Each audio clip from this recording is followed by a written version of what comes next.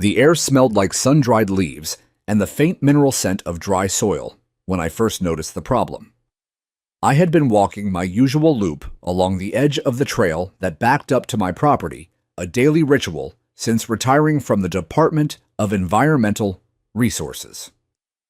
40 years I spent in the field, 30 as a certified stormwater engineer, 10 in emergency environmental response.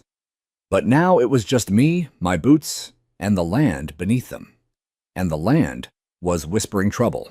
The Maple Glen HOA trail wasn't new, but recent additions were. A freshly poured concrete footbridge wider than it needed to be. A few glossy kiosks with plastic laminated maps. A brand new gravel parking pad near the entrance. All done with the kind of enthusiastic flair that screamed tourism dollars and summer camp registrations, not hydrology. It wasn't the improvements themselves that worried me. It was how they'd been installed. No culvert under the new bridge. Improper grading. Drainage lines from the parking area leading nowhere.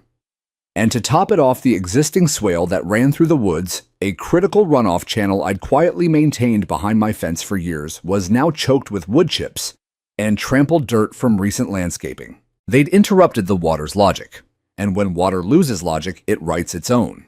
I typed out the first email the night I got back from that walk. It was direct, respectful, and laced with red flags. Dear board members, as a homeowner and licensed drainage engineer, with 4 decades of experience in water management systems, I feel compelled to express urgent concern regarding the trail development and recent additions. Based on my assessment, several components of the trail's current layout, particularly the western slope, grading, and unchanneled runoff zones, pose significant flood risks in the event of a heavy rain. Please see attached a preliminary drainage redesign plan I've created voluntarily at no cost. These changes are minimal but necessary to mitigate long-term damage and liability. I am available to discuss this in person or at the next HOA meeting. Respectfully, John R. Halstead, PE Ret. I attached the PDF. 6 pages, 3 diagrams, and a simulation showing how a modest 3-inch per hour rainfall could turn the trail into a miniature river. I heard nothing for a week. Then came the reply from Karen Liddell, president of the HOA, typed in the distinctive passive-aggressive tone that HOA leaders seem to learn at some secret retreat. Mr. Halstead, thank you for your passion and care for our community. At this time, the board has reviewed our vendor reports and we are confident in their assessments. We kindly ask that homeowners refrain from interfering with approved plans. Best, HOA management. I stared at the email for a long moment. No mention of the actual issues raised. No acknowledgement of the diagrams. Refrain from interfering as if knowledge were intrusion. As if offering free expertise equated to meddling. I wasn't surprised. This was the same HOA that once fined a neighbor for hanging wind chimes that were too reflective. The same group that held a vote to remove native grass plots because they looked messy. To them, credentials were only valuable when printed on a vendor invoice. But I wasn't ready to let it go. I printed my drainage report 3-hole, punched it, and brought a dozen copies to the next HOA meeting. The chairs in the community hall were arranged in neat rows, plastic and unforgiving. Karen stood near the front, her blonde bob helmeted in hairspray, flanked by Jim, the treasurer who always looked like he smelled something unpleasant, and Lacey, from events, who had a clipboard she clutched like a baton of righteousness. Mr. Halstead, Karen said as I approached the microphone during public comment, please be brief. We have a full agenda tonight. I nodded. Of course, I'll be quick. I held up the report. As I stated in my email, I've identified serious concerns about the trail drainage. This area is in a floodplain buffer. Some of your recent construction, while visually appealing, disrupts historical runoff paths, and if uncorrected, will collapse under the strain of a significant storm event. My proposal, Sir Karen interrupted, smiling tightly, we appreciate your concerns, but we've consulted professionals. I am a professional, I said, licensed by the state. 40 years of flood management design. I helped write the watershed protocol that this county enforces. The room fell quiet. For a moment, I thought that got through, but then Jim chuckled. Well, if you helped write it, maybe that explains why things are such a mess. There was scattered laughter. A few residents smirked.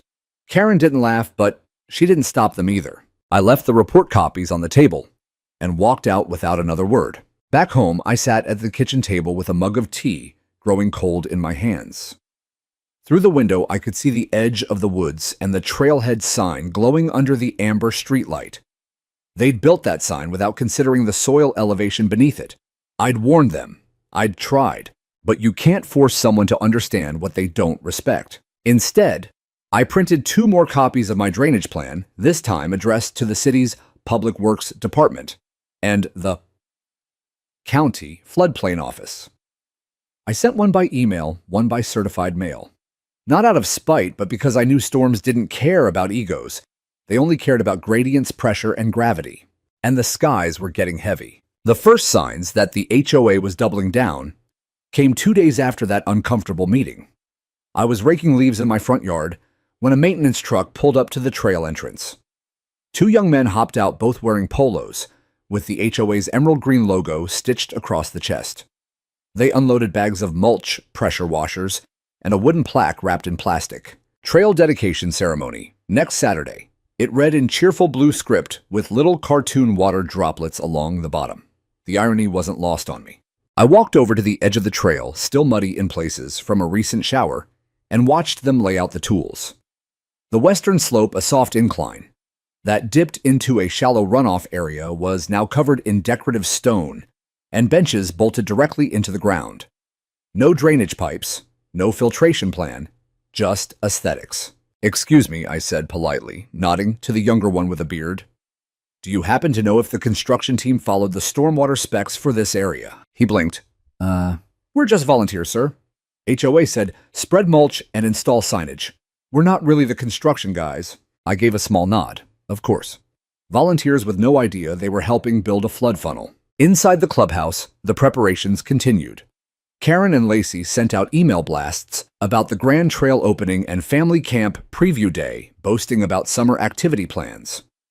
There were flyers pinned to community boards with bright cartoonish maps, picnic zones, outdoor classrooms, birdwatching shelters, each built over terrain I'd mapped out a dozen times in flood risk models.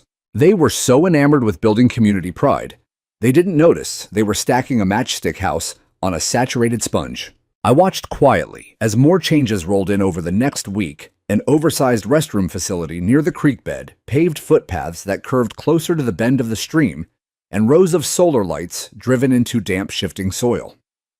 Some parts of the trail now had sections where you could feel the spring beneath your feet when you stepped just enough give to know that the ground wasn't packed properly. One afternoon, I passed by while the new landscaper, a broad-shouldered man with a clipboard and a radio, was yelling at 2 teenage workers about leveling sod. I cleared my throat. "You the new site lead?" He looked up. "You with the HOA?" "No, just a concerned resident. Retired water systems engineer. I was wondering if you had an erosion control plan for the eastern ridge." He eyed me like I'd spoken Klingon. "Sir, we follow the HOA's build specs. That's it. If there's an issue, take it up with them." I did, I said simply. They ignored it. "Well," he muttered, turning back to his clipboard. "Not my problem." That phrase stuck with me. Not my problem. It was the invisible motto of bad planning, something I'd heard too often at disaster sites over the years. The logic of disassociation. As long as someone else signed the form, someone else held the liability. Problem was, water didn't read signatures. By the end of the month, a wooden camp stage had gone up, built on the flat basin beside the creek. It was a sleek, modern design, elevated slightly, but not enough to survive anything more than a mild spring drizzle. Behind it, tents were set up for children's art workshops and nature clubs.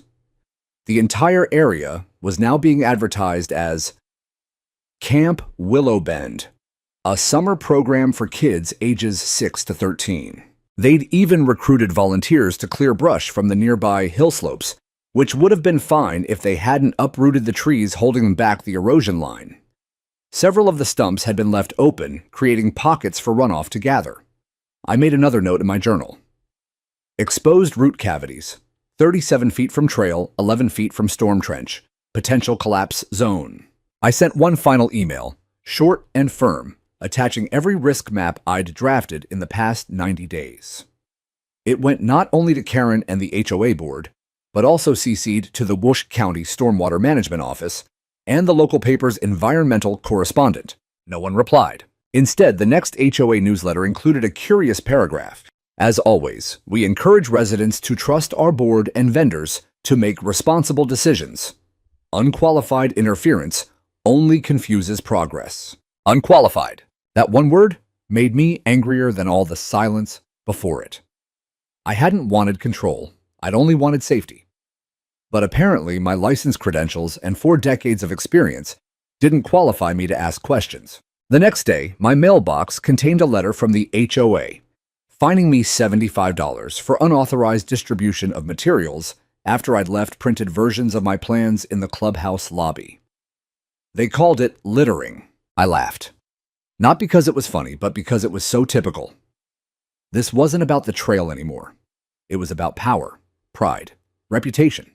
They were protecting the image of unity and progress they'd worked so hard to manufacture. But beneath the mulch signage and summer brochures was a system of cracks, silent, invisible, and spreading. Then on the 3rd Tuesday of May, I opened my weather app and saw it a slow-moving atmospheric river forming in the Gulf, pulling moisture into the plains. A high-pressure front would hold it in place, keeping the storm parked over our region for possibly 2 days. The meteorologist called it historic. I called it inevitable. I closed my laptop, looked out toward the clouds forming low and thick over the horizon, and whispered to no one in particular, "It's coming." The morning after the Gulf system began its slow crawl inland, the air felt different. It carried a weight not just of humidity, but of inevitability. I stood at the edge of my back porch with a steaming mug in hand, watching the clouds spread like bruises across the sky. They didn't move fast. They hovered, swollen, dense, purposeful. It had been 3 days since I'd sent my final warnings. The county hadn't replied. The HOA certainly hadn't.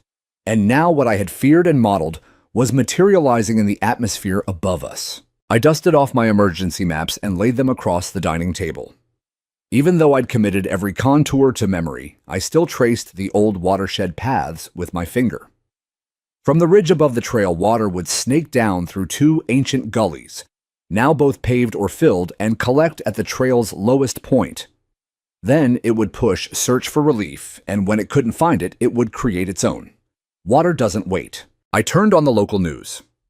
They were already calling it a 100-year storm, quoting rainfall projections between 6 and 9 inches over the next 36 hours, with possible microbursts. Flash flood advisories were issued. The anchors smiled nervously between updates. No one was panicking yet. I wasn't nervous for myself. My house sat on elevated ground with a gravel-lined French drain I'd installed myself 2 years ago. But I couldn't stop thinking about the trail, about the kids' camp equipment they'd left down in the basin, about the restroom facility they'd built right over a known floodplain, and mostly about the people who would drive in from other towns to use the trail, not knowing what awaited when the clouds broke open. I sent one more email this time, with a blunt subject line.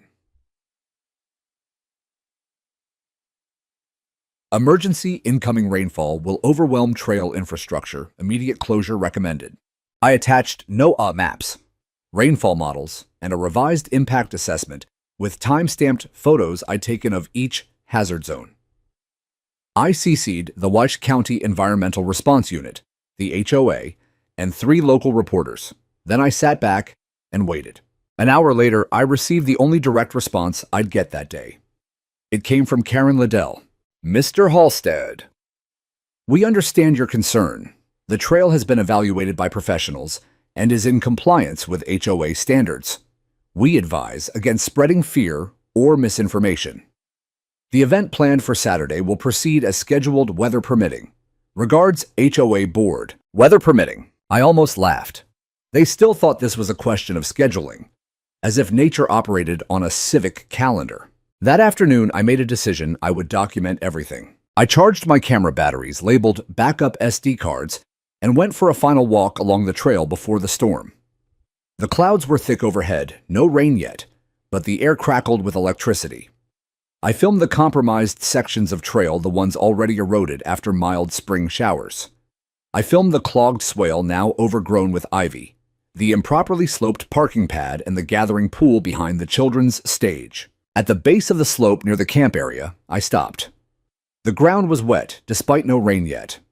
I crouched and pressed my hand into the earth.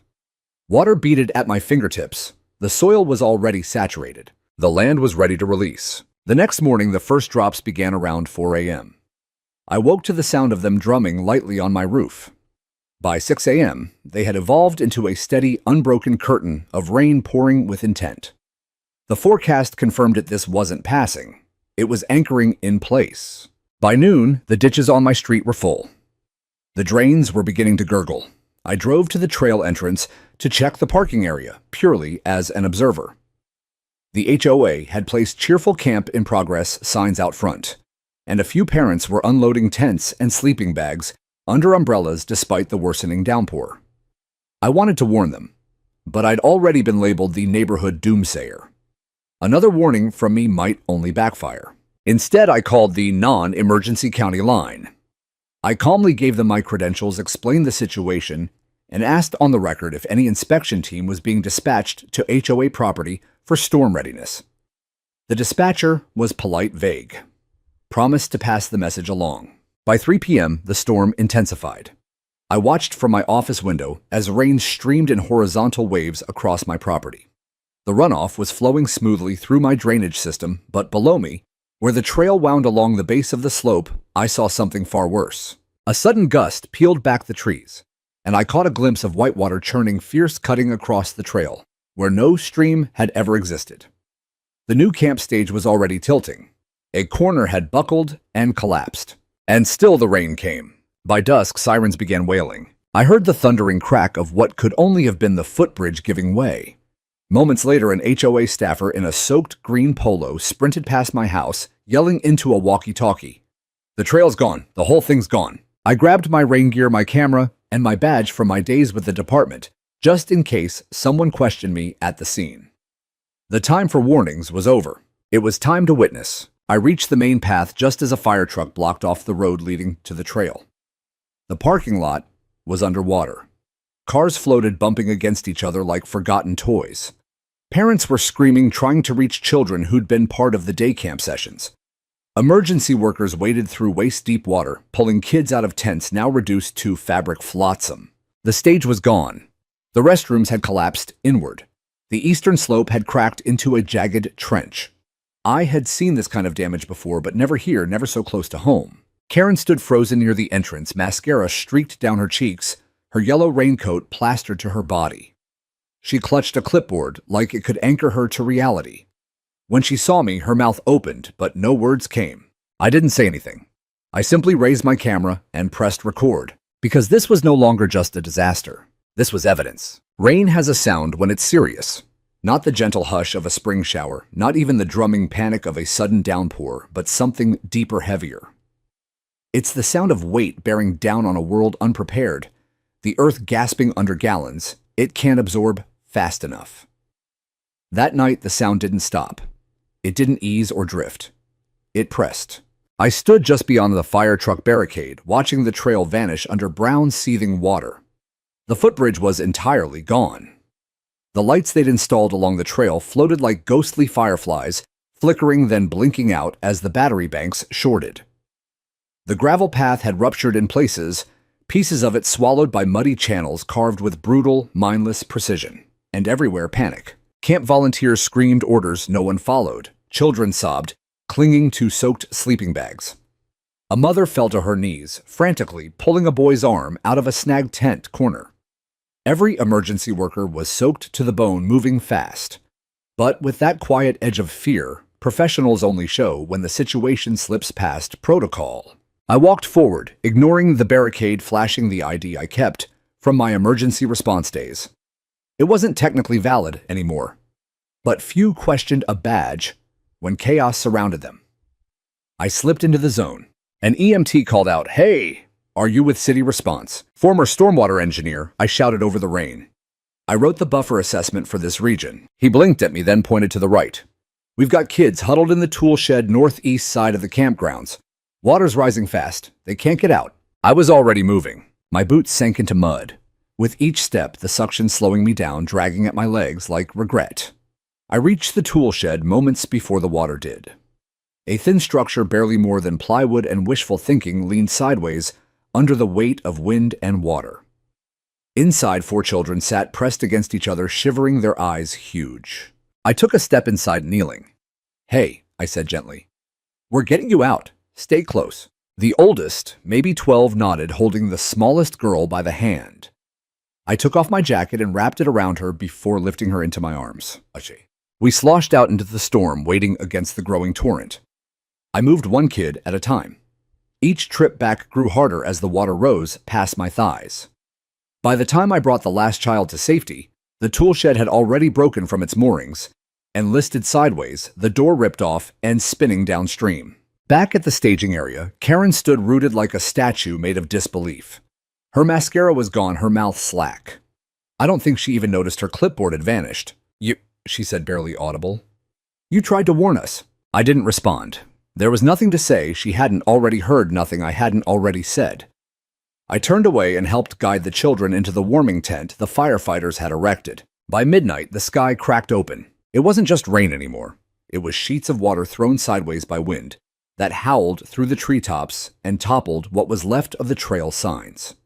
The stream, normally a peaceful ribbon through the woods, had become a monster, angry, swollen, unstoppable. And every ounce of water it carried had no proper path to escape, because the HOA had blocked it, because they'd paved over its logic. The new restrooms crumbled from underneath as the soil was pulled out from their foundation. The concrete slabs broke apart like crackers soaked too long in soup. The stage, already gone hours before, had deposited splinters of itself across 3 properties downhill. One resident would later report finding a Camp Willowbend banner in her laundry room. At 2 a.m., the county finally issued a formal emergency declaration. Residents received phone alerts. Drones were deployed. The fire chief took command from the clubhouse, now converted into a response center. They asked me to assist with hydrology mapping on the spot. I did. I sketched out water flow paths, highlighted culverts in danger of clogging, advised on evacuating 4 homes along the lower east boundary. No one from the HOA questioned my involvement now. In fact, some avoided meeting my eyes entirely. Karen sat in a folding chair, blanket over her shoulders, staring at nothing. By dawn, the storm began to pull back. Not end, just ease its grip enough for the damage to become visible. The trail no longer existed. In its place, a gnarled scar of mud, splintered trees, and broken infrastructure. The slope near the parking lot had given way entirely, creating a 20-foot sinkhole where 6 cars had been parked. One was upside down, half submerged. A helicopter circled above. Local news. I gave a quick, measured interview. I didn't gloat. I didn't rant. I simply stated the facts. This trail was redesigned without adequate drainage consideration. Multiple warnings were submitted in writing. Had proper mitigation been followed, this outcome could have been significantly less severe. When they asked for my name, I gave it. John R. Halstead, retired engineer, resident. Then I turned and walked home. By noon, my inbox overflowed. One email stood out from the HOA County Inspector's Office. "Mr. Halstead, your documentation has been received and reviewed. We are opening an investigation into non-compliance and negligence related to the HOA-managed trail system. Additionally, we request your cooperation as a technical consultant during site assessment and reconstruction planning. Your expertise is not only welcome, it's necessary. Respectfully, Daniel Whitaker, Lead Inspector, Woke County Flood Control." I leaned back in my chair and exhaled for what felt like the first time in days. I hadn't wanted recognition.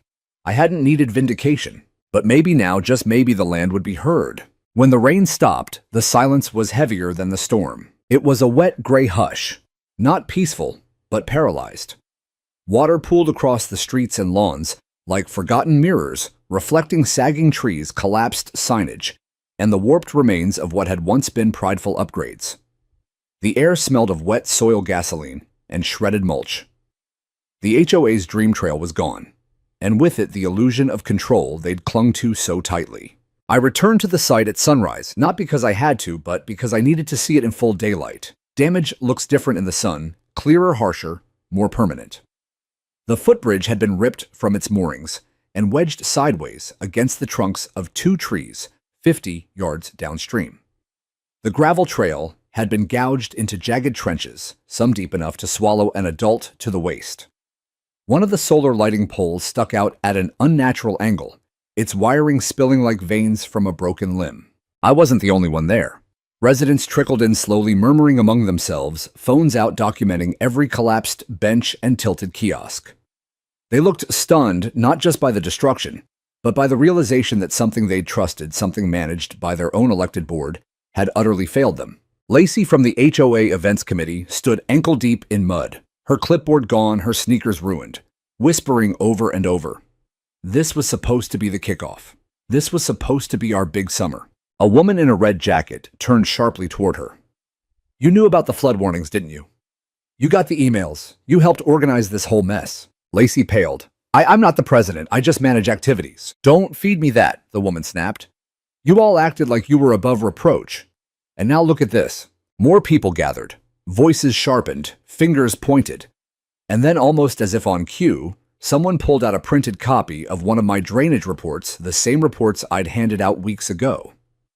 The HOA had ignored them, dismissed them as unqualified interference. But here they were again, no longer theories, just timestamps from a prophecy fulfilled. A man approached me quietly. Late 30s, hair matted with rain and sleep. You're the one who warned them, right? I nodded. My daughter was in that tent. You saved her. His voice cracked. Thank you. I didn't know what to say. I hadn't done anything heroic, just what needed to be done. But the emotion in his voice pierced something in me. The fatigue, the anger, the months of being ignored and laughed off it all sat differently now, heavier with stakes. By mid-morning, the HOA called an emergency meeting.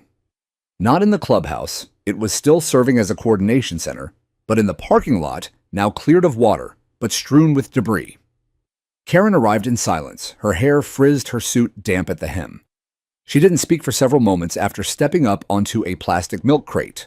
I know this is unprecedented. She began, her voice low and shaky. We never expected, because you ignored the warnings, someone shouted. Karen flinched. The engineer told you, yelled another voice. You fined him instead of listening. More voices piled on. The crowd pressed closer. Several people were waving their phones, screens lit up with emails. My emails. The ones that had gone unread, unopened, or worse, replied to with condescension. Karen tried again. We were acting on advice from vendors. You believed your image was more important than safety. It was the woman in red again. A man stepped forward. George Randall, a former fire chief who lived 2 streets over. This isn't just poor judgment, Karen. This is negligence. My grandson has a sprained wrist and water in his lungs because of your negligence. That word negligence landed like a thunderclap. Karen looked around, eyes darting, searching for backup. But none of her fellow board members spoke. Jim the treasurer had his arms crossed and his eyes down. Lacey was crying quietly behind a truck. The HOA stood alone, exposed without their walls of policy and procedure to shield them. Someone called out, we want to vote. Right now. Vote to suspend the board pending investigation. Another resident shouted, petitions already circulating. We'll get the signatures by tonight. Karen stepped off the crate without another word. She didn't run. She didn't argue. She just walked, head down, coat flapping behind her across the wreckage of the trail she'd once proudly dedicated with ribbon and smiles. Later that afternoon, I received a call from a man named Michael Graves. He was the lead claims investigator from the insurance group that handled the HOA's liability coverage. He wanted to meet in person. I agreed. When he arrived at my home, he brought with him a satchel full of printed documents, photographs, and disaster assessments. I've never seen a paper trail like yours, he said, sliding my drainage reports across my table. Every liability trigger we're tracking leads back to these early warnings. Then you know what happened wasn't an accident, I said. He nodded. That's why I'm here. Over the next hour, we reviewed photos of the site before and after the storm emails, with timestamps, invoices for construction work, and HOA newsletters that boasted about accelerated trail development with no mention of risk assessments. When we finished, Michael sighed. They may be looking at full liability.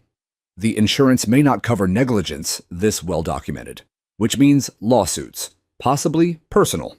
Good, I said flatly. People nearly died. He nodded again.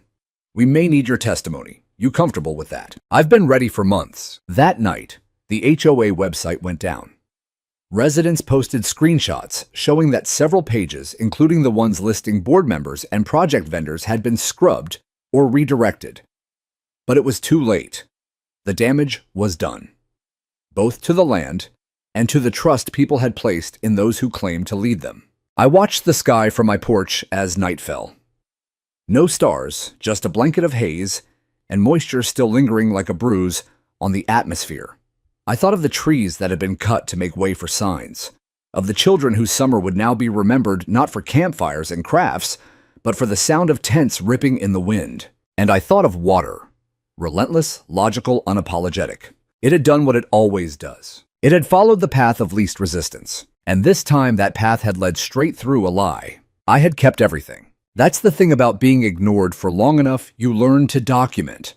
Every email, every photo, every offhand comment muttered at a board meeting or scribbled on a community bulletin became part of what I now referred to privately as the archive.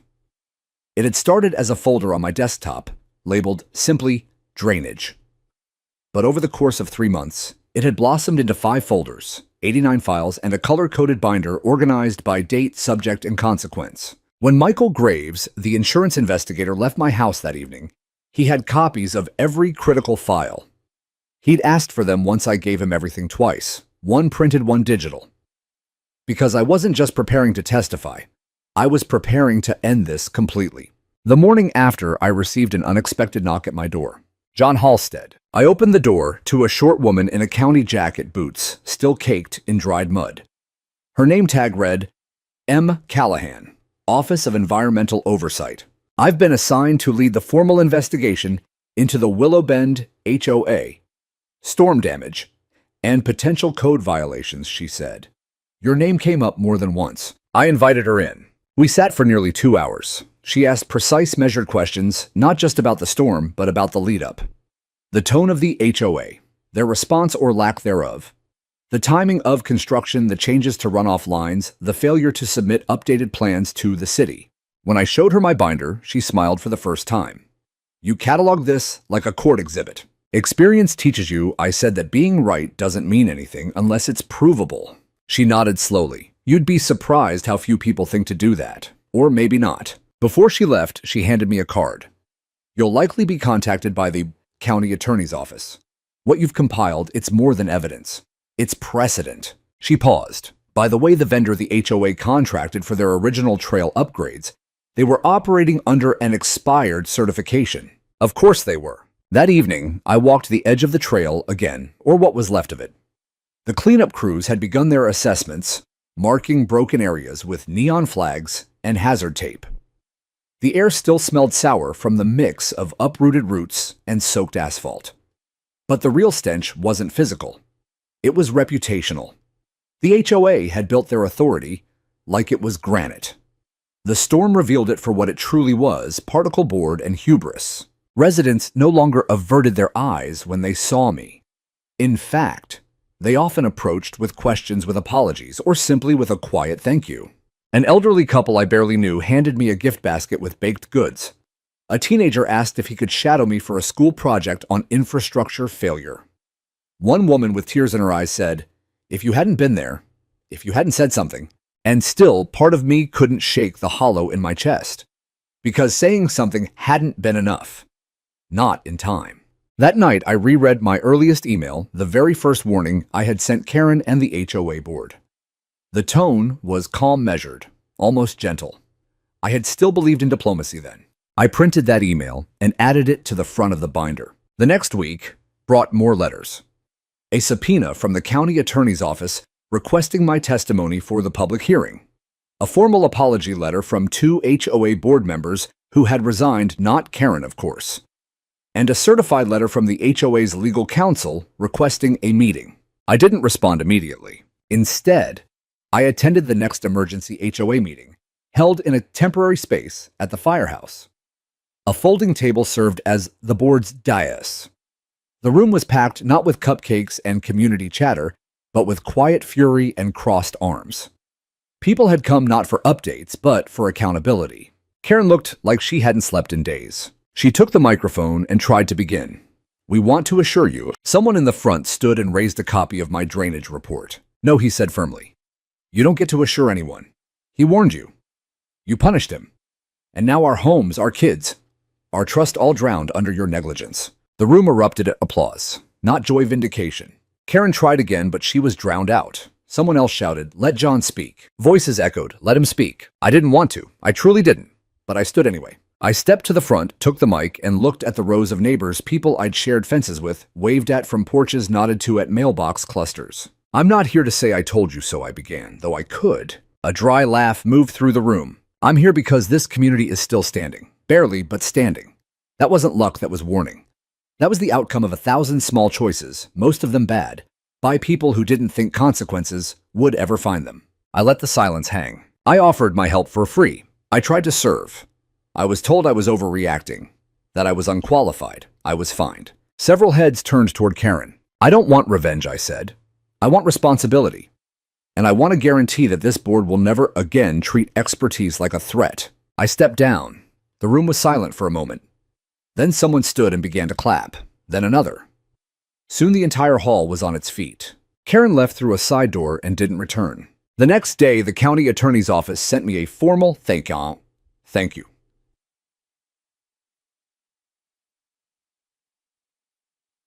The HOA's insurer announced they would not cover the damages due to proven negligence, and the city placed the HOA under temporary administrative supervision pending re-election of the board. The trail as it had been would never be rebuilt, but something better might rise from the mud. The official investigation began on a Monday, just as the last of the broken signage was being carted off in the back of a dump truck. The county had already done its part, flagged the worst of the safety hazards, issued notices of code violations, and frozen the HOA's discretionary spending until further notice. But when the State Environmental Review Board showed up with clipboards, drones, and a full inspection team in tow, I knew this wasn't just cleanup anymore. It was reckoning. I met them at the edge of the trail, what remained of it. 3 state engineers, a hydrologist, and one very sharp woman from legal named Alexis Brenner. She looked around slowly, lips pressed tight as her boots sank into the silt-laden mud. "Your Halstead?" she asked, not with doubt but with curiosity. "Yes. We've read your assessments, all of them." She didn't say impressive. She didn't have to. Her tone was clear. What I had provided them wasn't just useful, it was damning. "We'll be documenting everything. The trail, the structures, the rerouted runoffs, the non-compliant grading, the construction without permits." She pointed toward a downed lighting pole where a shallow trench had become a stagnant brown pool. "That right there, that's going in the report. It's a breeding pit." She turned back to me. "Would you be willing to walk us through it? Help us understand the sequence of failure?" I nodded, already pulling out my notepad and waterproof maps. For the next 4 hours, I guided them through the disaster section by section, drain by failed drain. I showed them where the runoff had overtopped the trail, where the improperly laid gravel had created slide zones, where the culverts had collapsed under pressure because their mouths had never been cleared. The worst part wasn't the damage. It was how avoidable it all had been. Alexis took notes, but mostly she just listened. When I pulled out my phone and showed her the email from 3 months prior, the one where I'd warned of an overflow zone right behind the restroom facility, she shook her head. "And they called this fear-mongering." "They did more than that," I said. "They fined me $75 for posting a copy of that warning in the clubhouse." That made her pause. "Do you still have the letter?" "Framed it," I said deadpan, "right above my utility sink." She smiled, just slightly. By the end of the day, the state team had filled a full report binder. Before they left, Alexis turned to me. "This is going to become a case study," she said. "Not just for mismanagement, but for community safety. You understand the significance of what you did here." "I didn't do it for significance," I replied. "I just didn't want anyone to get hurt." "Well," she said, stepping into her vehicle, "your HOA is about to learn that ignoring expertise carries a cost." The fallout came in waves. First, the State Board of Infrastructure Compliance issued a cease and desist on all future construction within HOA jurisdiction pending oversight. That meant no trail repairs, no summer camp facilities, not even new benches, until a complete engineering review was completed and approved. Then came the public report, published in a digital PDF that spread across the county's social networks like wildfire. It was titled, A failure by design. The Willow Bend Trail collapse and the cost of ignored warnings. My name was in it, along with scans of my drainage plans, photographic evidence of the ignored runoff zones, and timelines showing how long the HOA had before the storm hit and how little they did. Several local newspapers picked it up. The county mayor tweeted about it, thanking concerned citizens who refused to be silenced. The story made the evening news. I watched the segment from my living room, a bowl of cold chili forgotten in my lap. The drone footage was hard to look at: twisted metal, buckled pavement, flooded picnic zones. Then came the interviews. One by one, residents spoke to the camera. He warned them. They didn't listen. My nephew was almost swept away in that flood. We're lucky more kids weren't hurt. The board cared more about how it looked than if it worked. And finally, Karen appeared on screen just for a moment. Her voice trembled as she admitted, "We believed we were following the best available advice." But the footage that followed was even more damning. The vendor they had used for consultation had a revoked license and 2 lawsuits pending for previous failures. It was a paper-thin excuse. The HOA's liability insurer formally withdrew coverage. Without protection, the board members were personally responsible for legal claims. And those came fast. I wasn't the one suing. I had no interest in money or revenge. But several families, especially those with children who'd been endangered, filed claims. One resident lost their basement to mudslides because of diverted runoff. Another had a vehicle destroyed in the sinkhole. The HOA's legal fund drained quickly. The board began resigning one by one. By the second week of June, the HOA had no functioning leadership. That's when the city stepped in and offered a proposal to form a temporary resident reconstruction committee to help rebuild both the trail and the governance structure. It wouldn't be run by outsiders. It would be neighbors with expertise who actually listened. Someone nominated me for the committee. At first, I said no. I didn't want the meetings, the politics, the snide looks from those who still resented being wrong. But then a woman I barely knew knocked on my door with a petition. "We need someone who knows how things work," she said. "Not just pipes and drainage, but consequences." So I accepted. At our first meeting, we sat in the library's back room, folding chairs arranged in a circle, blueprints spread across 2 tables. It felt different than the HOA meetings, less posturing, more listening. "I don't want this to be about blame," I said, "but we're going to do this right. That means respecting the land, not conquering it." They agreed. We brought in certified engineers. We walked the trail as a group. We listened to input from every resident who showed up. No decision was made in secret. Every design included redundancies, emergency overflow basins, and proper materials. The trail wouldn't just be rebuilt, it would be reborn. Not a vanity project, a lifeline. One afternoon, weeks later, I passed by Karen. She was walking her dog, alone, no clipboard, no power aura. She saw me and hesitated. I gave a nod, a civil one. To my surprise, she walked over. "I read the report," she said. I waited. "I was wrong," she added. "About you?" "About all of it." I said nothing, let it hang. "I don't expect forgiveness," she said, "but I do regret." That word regret felt real. It didn't fix anything, but it mattered. "Don't say it to me," I said finally. "Say it to the people who lost more than pride." She nodded and walked on. And for the first time since the rain came, I felt something shift inside me, not triumph, not vindication, something quieter, closer to peace. The change didn't happen all at once. It never does. Communities like rivers don't flood in an instant. They rise slowly, pressure building in quiet places until the levee finally breaks. In the weeks following the state investigation and the resignation of the HOA board, I started noticing things, subtle things. Lawn signs with the phrase, "Listen to experts," appeared in front yards. People who used to cross the street to avoid me now waved from their porches. The mother whose son I'd carried from the tool shed during the flood sent me a handwritten letter. Not long, not poetic, just real. "I used to think you were the problem. I was wrong. You saved my boy. Thank you." There were more apologies, quiet ones. A nod at the post office, a pie left on my porch, a folded note slipped under my front door. You didn't yell. You didn't gloat. That's strength. But it wasn't about me. The community itself was changing. The old blind trust in the HOA, once so absolute it bordered on cultish, was gone. Residents started asking questions. Not whispered questions, but loud ones.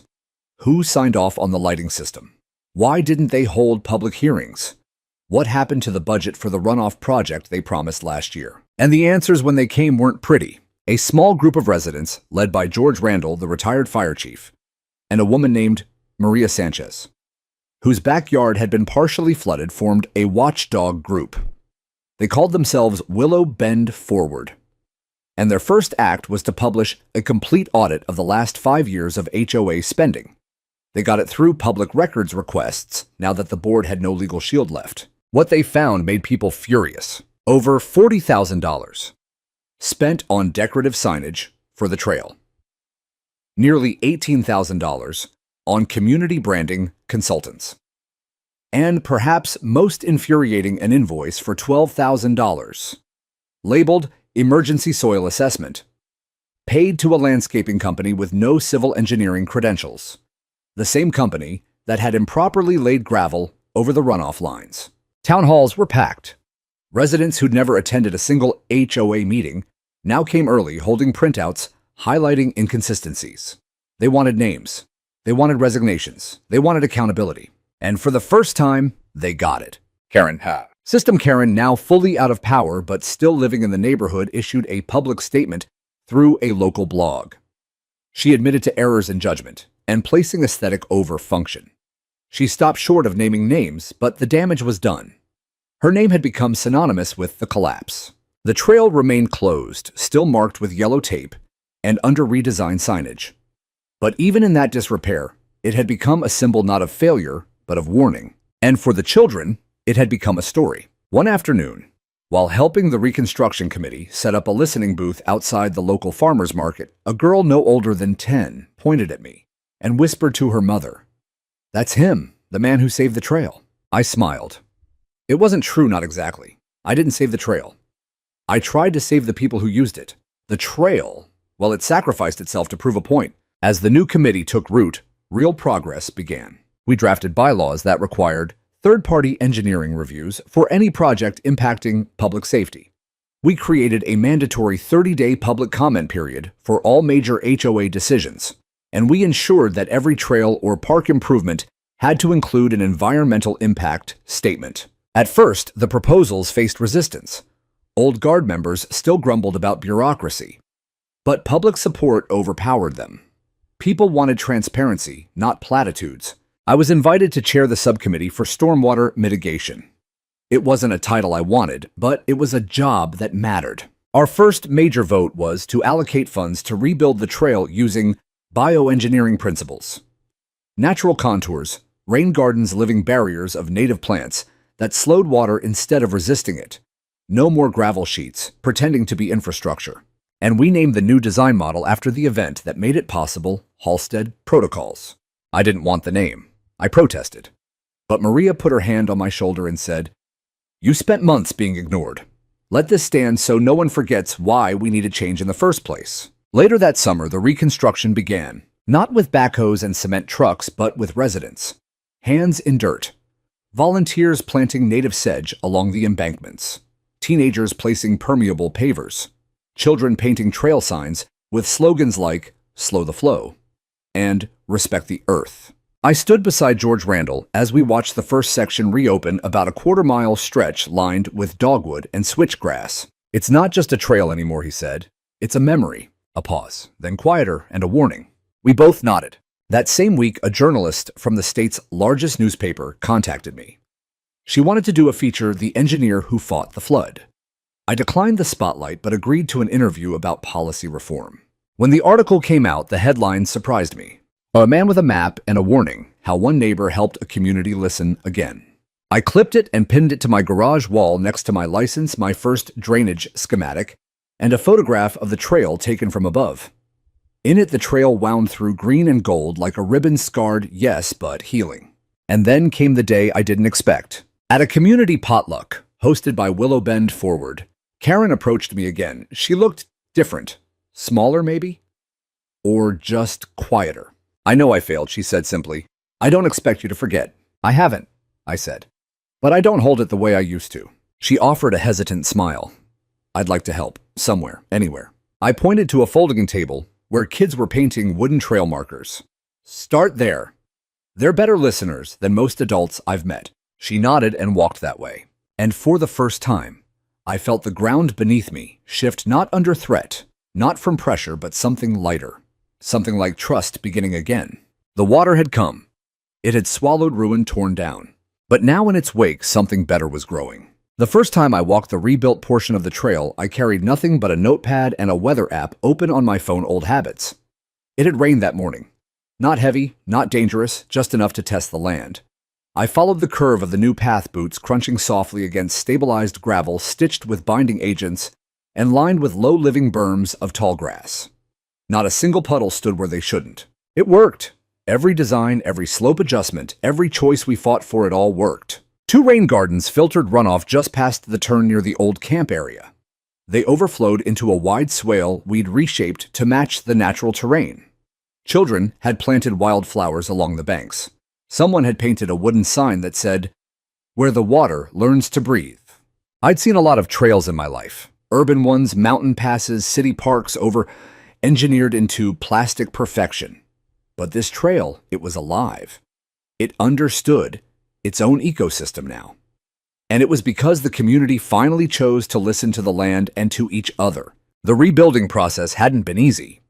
Budget fights, supply delays, volunteers showing up late, and occasionally the old whisper of HOA-style power games trying to sneak back in.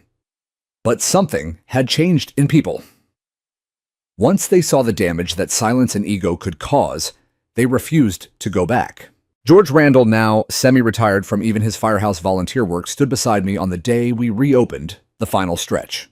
He leaned on his cane, surveying the green slope below where the old stage had once been. "You remember the first time we stood here?" he asked. "I do. Rain up to our shins. Tents floating." He gave a dry laugh.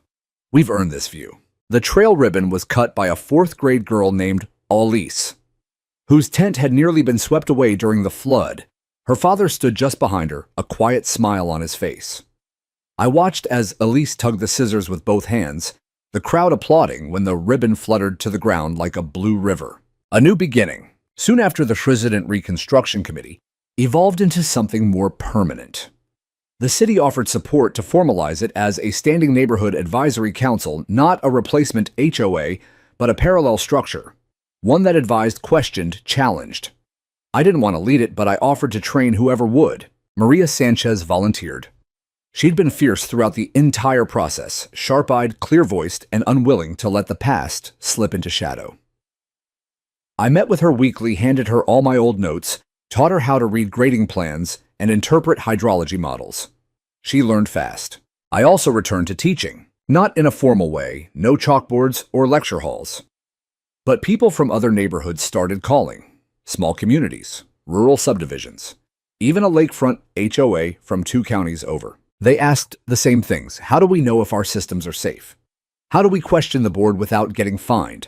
What if they just ignore us? So I created a free online workshop. Water Knows the Truth, a simple name. An unpolished site, just videos and documents. But it spread. I'd get emails from across the state, sometimes across the country. Engineers, activists, grandmothers who didn't understand zoning laws, but knew when something felt wrong. I responded to every single one. One foggy morning, months later, I walked the trail alone. The leaves had begun to fall, gathering in quiet orange pools along the edges. I paused at the highest bend, the spot that had once held a picnic bench that was swept away, then replaced by a circle of boulders and native sedge. A new plaque sat atop a wooden post, in memory of what almost was and in gratitude for those who spoke before the flood. I hadn't written it. I didn't know who did. But I stood before it a long while. Behind me, I heard a voice. "You coming to the town meeting tonight?" It was Maria, hiking, boots muddy and hair in a ponytail. I turned, smiling. Wouldn't miss it. "They're voting on the new transparency charter." "About time," I said. "Think it'll pass." "With what we've built," she said, "they'd need a bigger flood to stop it." We both laughed. Not because it was funny, but because we knew how true it was. The meeting was held at the community center, newly renovated using grant funds, earned through the Resilient Design Award we'd won from the state.